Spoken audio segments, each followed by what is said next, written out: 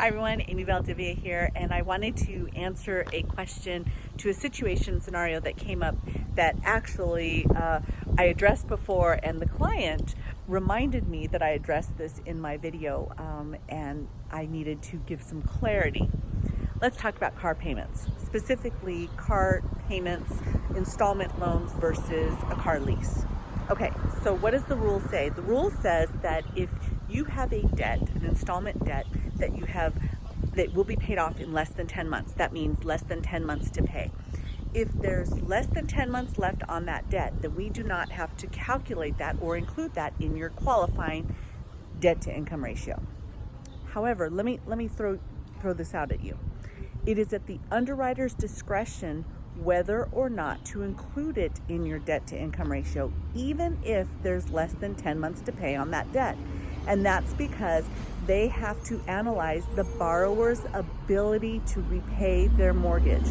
So if this car payment is going to hinder a borrower's ability to make their mortgage payment, even though there's just a few months left to pay, they're still going to count it in your qualifying or in your debt to income ratio.